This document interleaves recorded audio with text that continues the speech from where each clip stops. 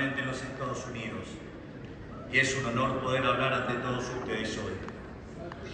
Muchas gracias a los presentes, especialmente gracias a CIPAC, que siempre han tenido una consideración especial conmigo. Gracias Matt, gracias Mercy.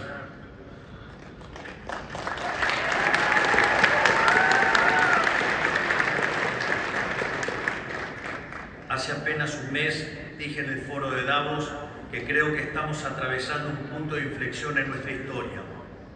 La historia transcurre en fases o etapas, momentos en donde el espíritu de la idea se materializa en una persona o en un grupo de personas, a veces cercana, a veces con kilómetros de distancia entre ellos, pero con un hilo conductor invisible que, si se pudiera observar, presumo sería muy similar a las imágenes que observamos de redes neuronales del cerebro humano. Hoy estamos precisamente en uno de esos momentos en los que la historia, con H mayúscula, está cambiando su curso. Estamos viendo en tiempo real el destino del mundo bifurcarse hacia un nuevo camino, distinto del lugar al que nos estaban llevando las élites y el establishment político de nuestros países. De la misma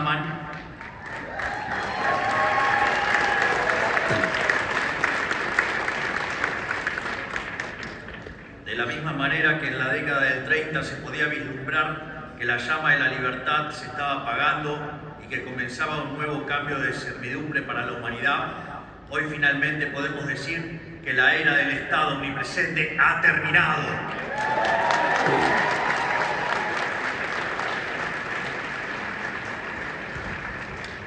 Hoy somos testigos de un momento en el que la larga marcha del Estado sobre el individuo está llegando a su fin. Me refiero, por supuesto, al colapso del modelo colectivista y el amanecer de una nueva era de libertad. Nos hemos preparado para este momento y creo que genuinamente que estamos dando una batalla crucial para el futuro de la humanidad.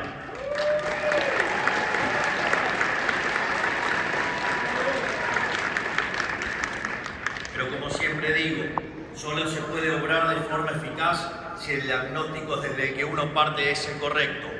Hay que entender dónde estamos parados y a qué nos enfrentamos para poder saber cómo llegar a donde queremos.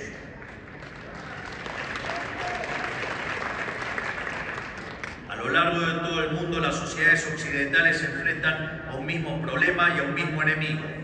Una clase política que extrae cada vez más recursos de los ciudadanos a través de impuestos, con el fin de implementar un modelo de expansión estatal ilimitado.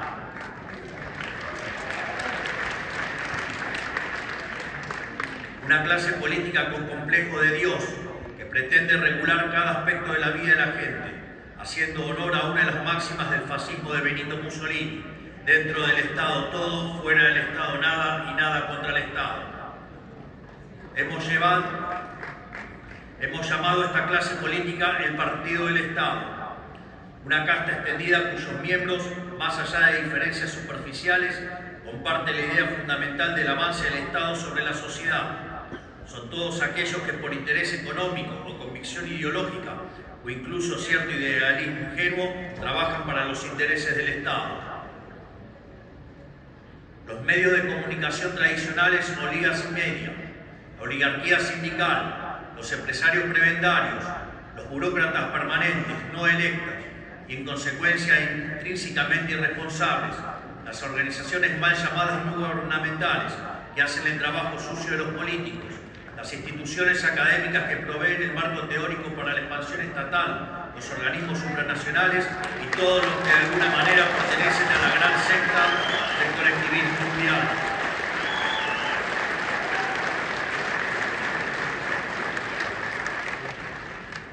Y por supuesto, esto incluye a los partidos políticos tradicionales, que sin importar su color, coinciden en la tesis fundamental que más Estado siempre es mejor. En Argentina, por ejemplo, teníamos un sistema político compuesto por unas 50 sombras de socialismo. En Estados Unidos existía la ilusión de bipartidismo de un partido demócrata que marcaba la agenda y un partido republicano incapaz de enfrentarlo hasta la llegada del presidente Donald Trump.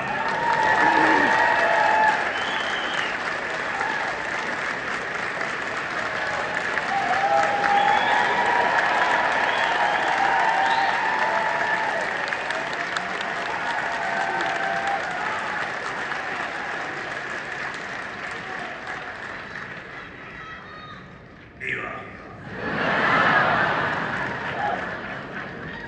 Curiosamente, el mío lo van a tener que esperar hasta el final.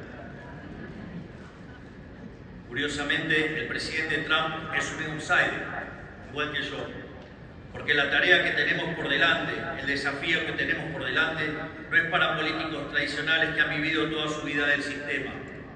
Es para gente que no le debe nada a nadie, que no está comprometida por los vicios del sistema y que sabe que es más importante el cambio que el poder por el poder mismo.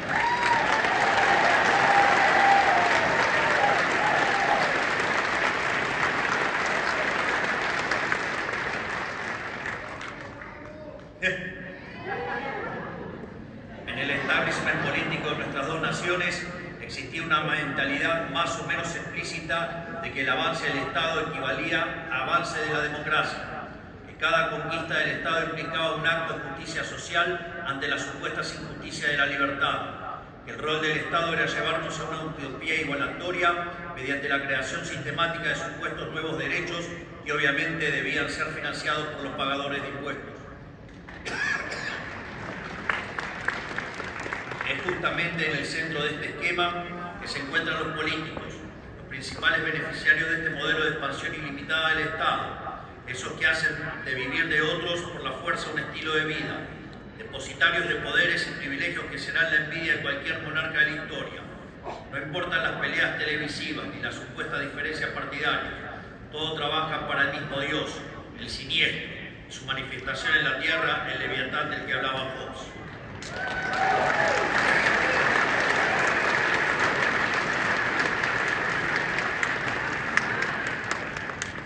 Por eso, salvando algunas particularidades propias de cada nación, todos los que estamos aquí tenemos una misma misión: quitar el poder al partido del Estado y devolvérselo a la sociedad.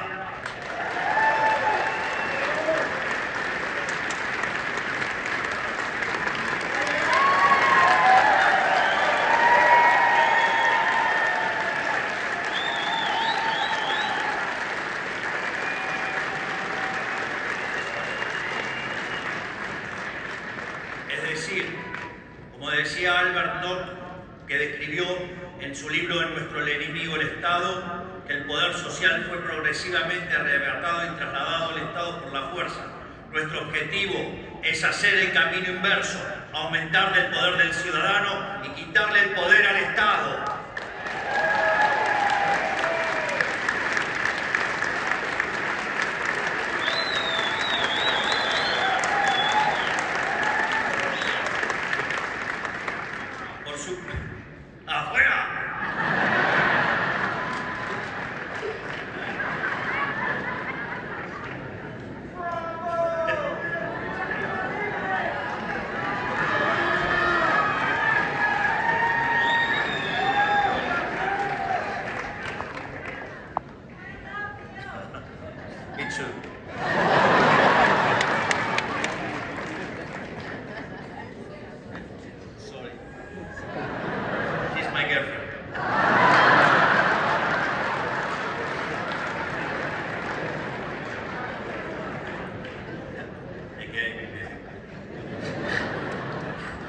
Por supuesto, no puede hacerse gestionando mejor el Estado tal cual existe o simplemente administrando correctamente los recursos de que dispone, sino que el único camino racional es achicar el Estado hasta su mínima expresión posible.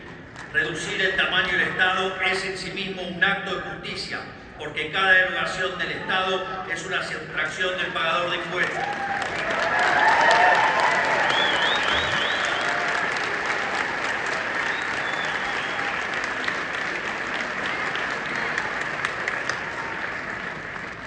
Desde nuestro punto de vista, el único Estado aceptable es el Estado más chico posible para devolverle al ciudadano lo que es suyo.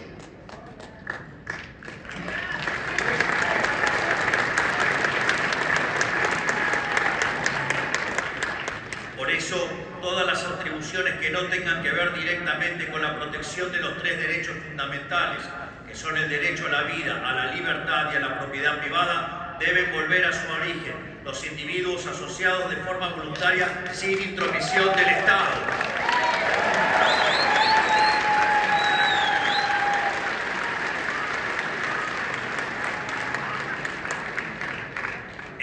ser así porque, a diferencia de la economía, el poder es un juego de suma cero.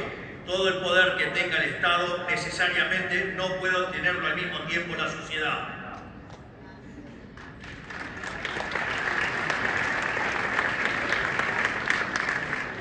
Por eso no creemos en soluciones parciales o compromisos de centro. Sabemos que hacer las cosas a medias es una invitación al regreso del Estado, que como un cáncer metastásico solo sabe expandirse y debe ser obligado activamente a retroceder. No sirve intentar alcanzar un punto medio. Todo lo que exceda su función esencial debe ser definitivamente quitado de su órbita, o más temprano que tarde volverá a usurpar lo que no le pertenece.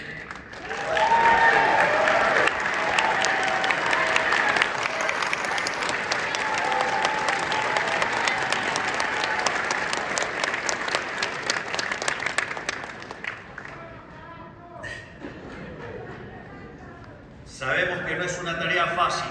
El Estado moderno tiene herramientas de sobra, que han crecido en sofisticación con el paso del tiempo. No estamos hablando de un Estado obvio como el fascista o el comunista, sino de un Estado sutil e insidioso que avanza sobre el individuo a través del arte, de la propaganda y la infiltración cultural. O al menos así era hasta hace poco, ya que le resulta cada vez más difícil disimular su carácter totalitario. Hemos visto, por citar solo un ejemplo, que en ciertos países de Europa ciudadanos están siendo arrestados por expresarse en redes sociales.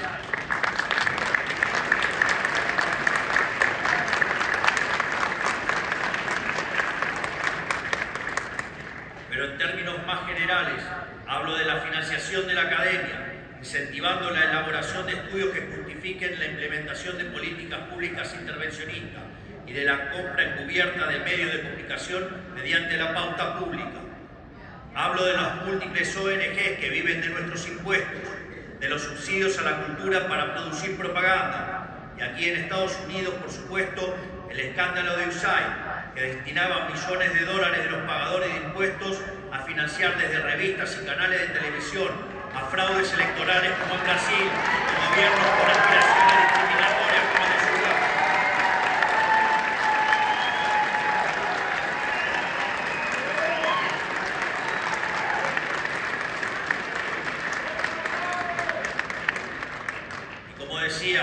Gobiernos con aspiraciones discriminatorias como el sudafricano, entre tantas otras aberraciones, incluyendo la agenda de la paranoia climática, los excesos de la ideología de género y la investigación que derivó la creación del virus del COVID-19.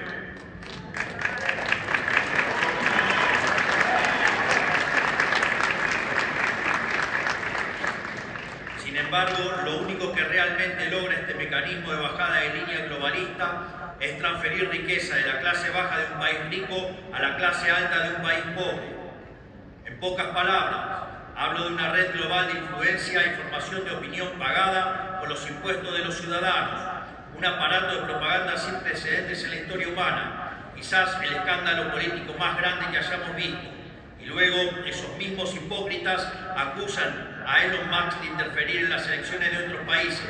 Claramente su descaro es tan grande como sus aspiraciones totalitarias.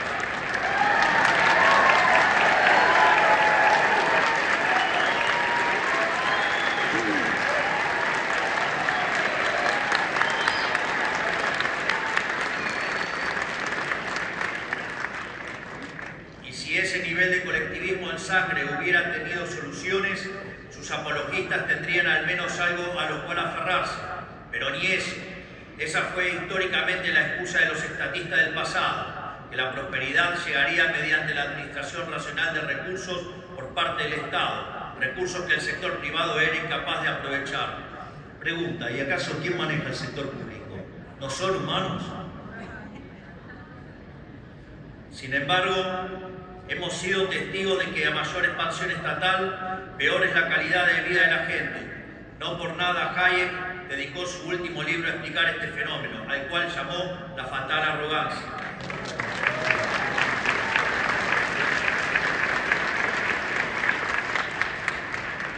Pero esto no es accidental. Más allá de su evidente incompetencia, la clase política no se dedica a solucionar problemas. Al fin y al cabo, un problema solucionado es un área de la que el Estado debe retirarse.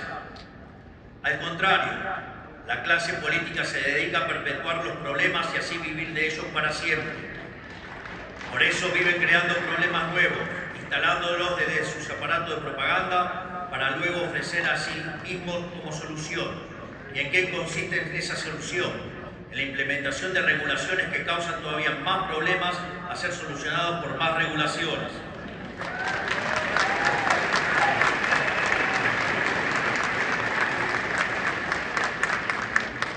En medicina se usa el término iatrogenia para referirse al daño que sufre un paciente como consecuencia de la atención médica. Podría decirse entonces que el régimen estatista consiste en la iatrogenia como política de Estado, o sea, es el médico que se enriquece a base del deterioro progresivo e intencional de sus pacientes. Con el modelo del Estado presente, el Estado te quiebra las piernas para después venderte las muletas con un sobreprecio y obligarte a agradecerle, y te persigue si no lo haces.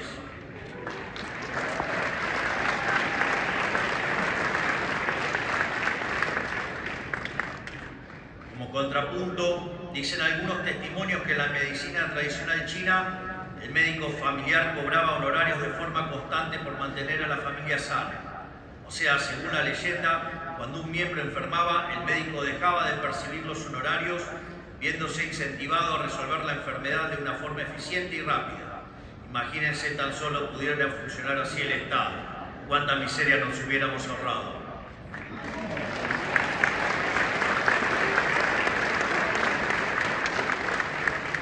Hoy, a quienes queremos desmantelar este sistema demencial, nos llaman antidemocráticos. Pero nuevamente, esta es una tergiversación de las palabras, algo muy propio de la izquierda. Eso no le llaman democracia al gobierno del pueblo, sino al paradigma de expansión total y estatal ilimitada que ellos mismos administran. Para ellos, la democracia existe si y únicamente si ganan lo que ellos quieren, para poder someter a la gente a sus caprichos. Pero cuando la minoría electoral son ellos, la elección de la mayoría pasa a ser autoritarismo. De hecho, muchos de los que nos acusan de antidemocráticos ni siquiera fueron electos. Toman decisiones que afectan a miles de millones de personas alrededor del mundo, y sin embargo nadie los conoce. No son responsables ante nadie más que sí mismos y no pueden ser echados por el voto popular. Y así y todo vienen a hablarnos de democracia.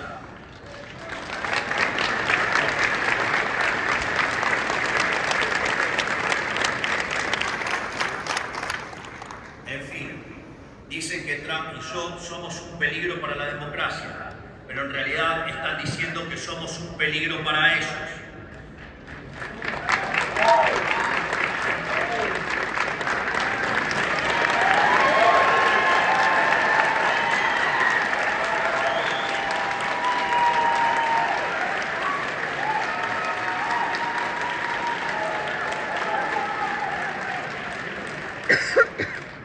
Somos un peligro para el partido del Estado, para quienes viven de su expansión ilimitada, para quienes quieren un individuo dependiente y sometido a sus caprichos regulatorios. Y ¿saben qué? Tienen razón, somos su peor pesadilla.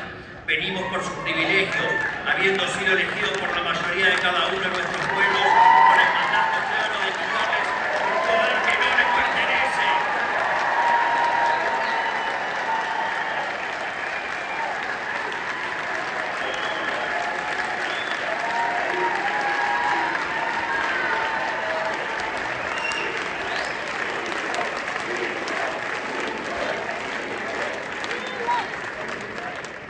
Hoy nuestros países, Argentina y Estados Unidos, necesitan pasar por una segunda independencia. La primera nos liberó del poder de las monarquías europeas. La segunda nos liberará de la tiranía del partido del Estado.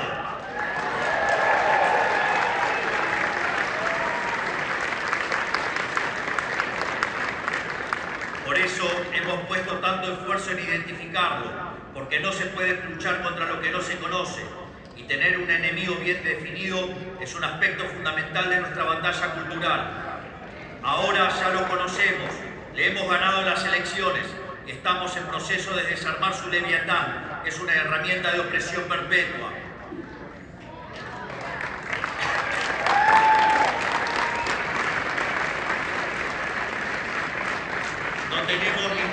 fórmula secreta, solo conocer la historia humana y saber qué es lo que ha funcionado y qué no. Por eso, con humildad, quiero reflexionar un poco sobre cómo venimos llevando adelante esta batalla. Nosotros trabajamos con firmeza y de frente, sin dar lugar a compromisos. Defendemos un conjunto de valores que no estamos dispuestos a negociar, así como ellos no han estado dispuestos a negociar a la hora de quitarnos nuestra libertad. Lo que ellos impusieron sin nuestro consentimiento está siendo eliminado sin el consentimiento de ellos.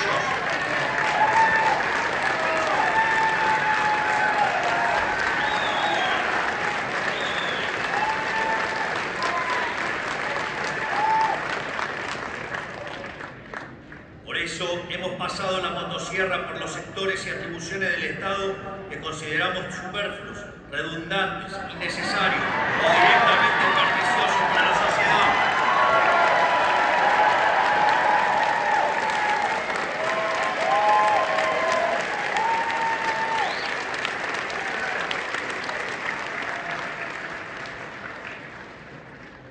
Y más aún, este año emprenderemos la fase 2 de este proceso, que hemos bautizado como la motosierra profunda, para continuar achicando el Estado, devolviéndole a la gente la riqueza que jamás debió haberse sido arrebatada.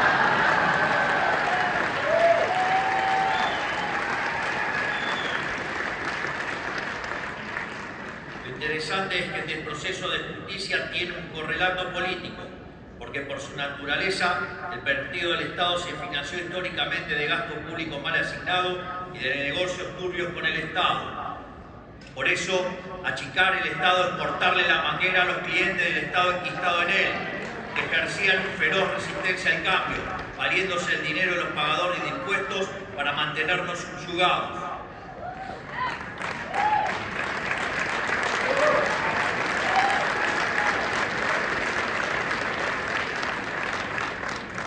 Nuestro método es similar al de nuestro querido amigo Elon Musk: revisar oficina por oficina, conservar lo que sirve y funciona y descartar el resto. Por eso le obsequié una motosierra. Con nosotros nadie que no pueda justificar el costo de su salario en impuestos está sano.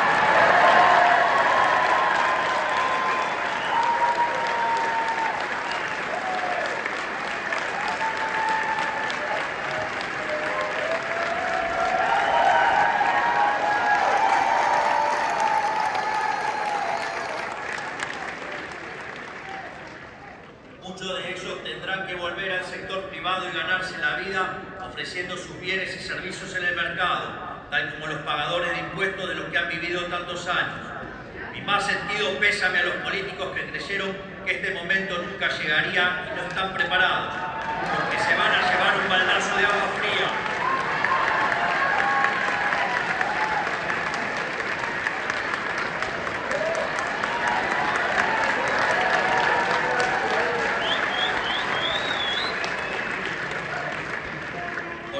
Para ellos, en toda desgracia hay una oportunidad, y debido a nuestro avance de regulador, los salarios del sector privado seguirán subiendo, por lo que si hacen las cosas bien, podrán ser parte del progreso, pero lejos de la casta estatal.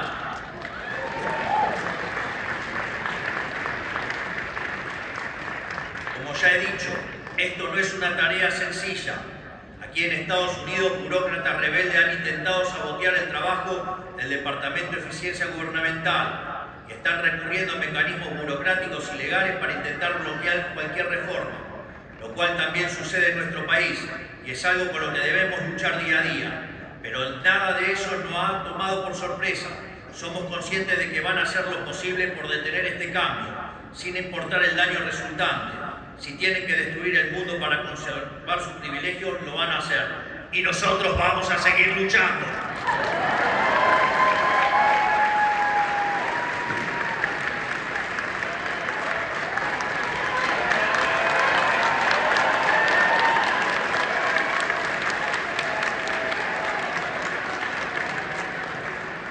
Pero hoy el problema se extiende más allá de las penurias a las cuales el modelo del Estado presente ha sometido a cada una de nuestras naciones individualmente, porque la decadencia de nuestros gobiernos durante la historia reciente a lo largo y a lo ancho de Occidente no solo empobreció material y espiritualmente a nuestros propios ciudadanos, también nos debilitó política, económica, cultural y socialmente ante el enemigo externo.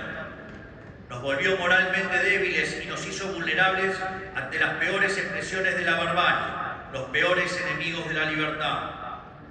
Y a ellos no se les puede dar un centímetro, porque cuando huelen sangre avanzan envalentonados y sin piedad.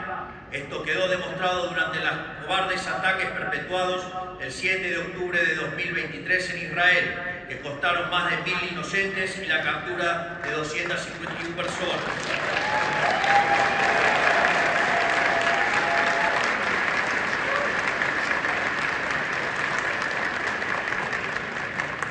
Esta semana Israel recibió los cuerpos sin vida de la familia Vivas, que permanecían secuestrados por el régimen terrorista y asesino de Hamas, entre los cuales se encuentra una madre y sus 2 hijos, un niño de 4 años y un bebé de tan solo 9 meses.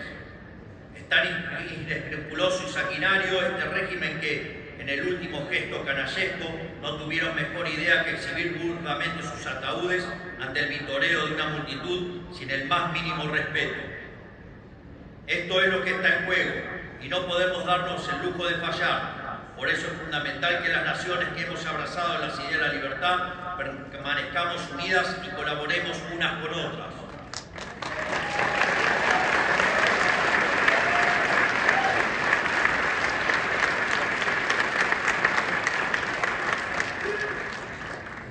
Debemos formar una alianza de naciones libres, porque como ya he dicho en otra ocasión, el mal organizado solo puede ser vencido por el bien organizado.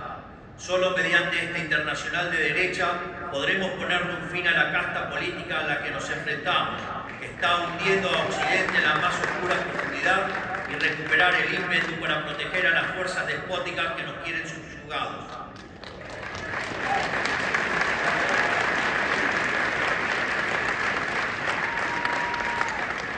Por eso quiero también aprovechar para anunciar que Argentina quiere ser el primer país del mundo en sumarse a este acuerdo de reciprocidad que pide la administración Trump en materia comercial.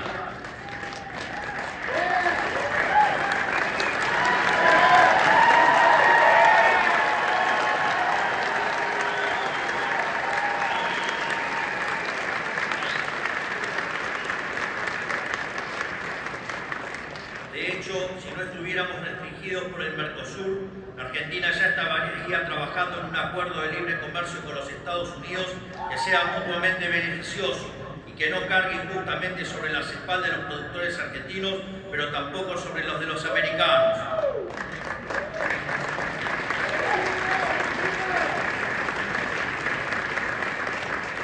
Esto es así porque solo trabajando juntos aquellos que queremos construir un mundo libre podremos salir adelante. Solo así podremos salir de la pesadilla del Estado omnipresente y así poder seguir haciendo lo que sabemos hacer como Occidente, poner a prueba los límites de lo posible, confiando en la creatividad de la sociedad y no en la discrecionalidad estéril de los burócratas.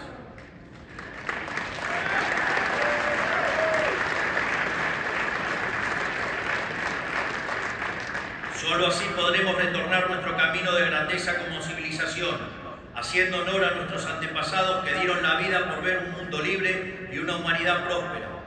Solo así, finalmente, podremos reencontrarnos con nosotros mismos y volver a crear en aquello que nos hizo grande como civilización. Que Dios bendiga a la República Argentina, que Dios bendiga a los Estados Unidos y que las fuerzas del cielo nos acompañen. ¡Viva la libertad, carajo!